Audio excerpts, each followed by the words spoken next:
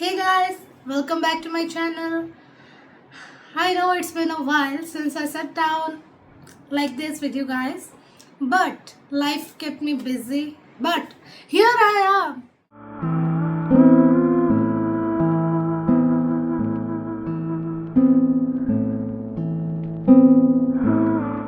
Well, because on this occasion of Navratri, I couldn't just stay away any longer. After all, Navratri is the season where the world remembers the power of Goddess, Shakti, that beats in every heart, every breath, and every victory.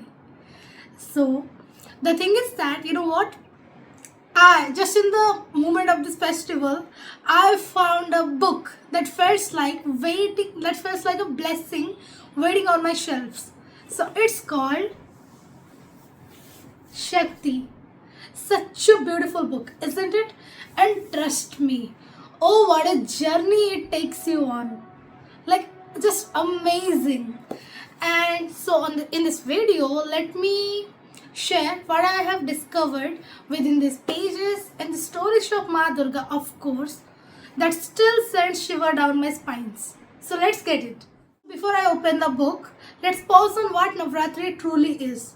Navratri, 9 nights, and each night's glowing with different shades of the goddesses.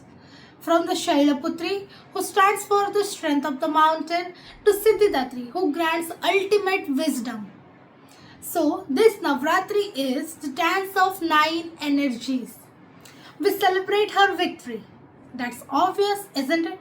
But we also celebrate the Shakti that's inside us, the courage to rise after every fall, and the tenderness to nurture even when the world tests us.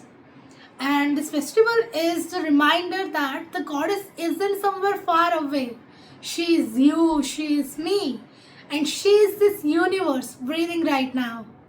Now imagine a book that captures all those forms, all those centuries of devotions, and sting it together like a garlands of stories. Now, that's exactly what Shakti does. It takes us way back to the before the temple, before the Purana, to the ancient Harappa civilization. And even how she appears in Buddhism and Jainism.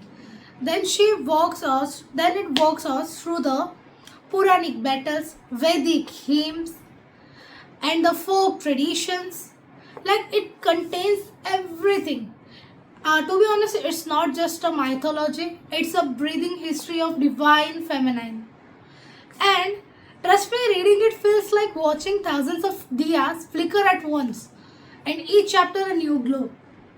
One of my favorite sections speaks of a time when the gods were helpless and the demon Mahishasura had grown invincible. And that's the time from the combined energy of Brahma, Vishnu, and Shiva emerged a blinding light. And that light took the form of a woman. Her face radiant, so radiant, like even more than 1,000 suns, and her roar louder than the oceans. This was Durga, and every god offers her their weapon, like Shiva his trident, Vishnu his discus, and Vayudev his bow and arrows. With lion as her companion, Durga marched to the battle. And that battle raged for 9 days until on the 10th day, Vijayadasami, she slayed Mahishasura.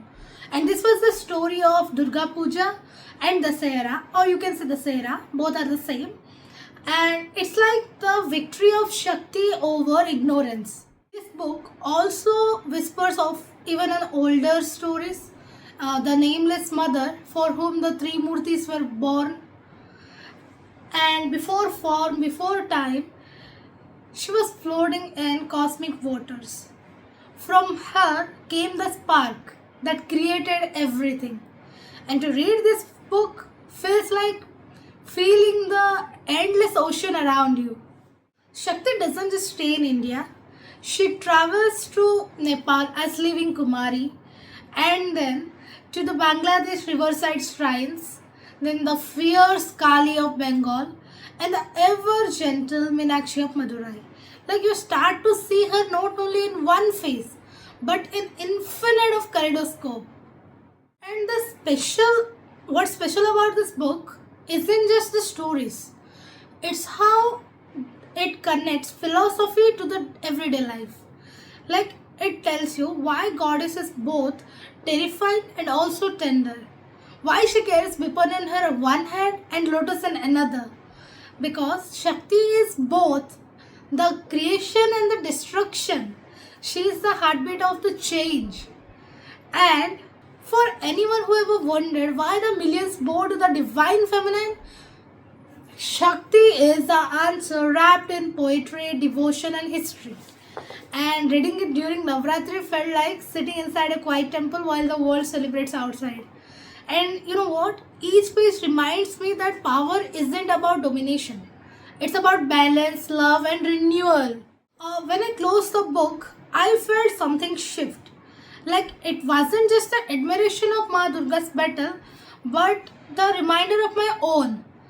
What I feel is that we all have our own Mahishasura, like the doubt, fear, insecurities, the toxic voices. And Navratri invites us to light our inner lamp and fight them. Not with anger, but with the awareness of our own Shakti.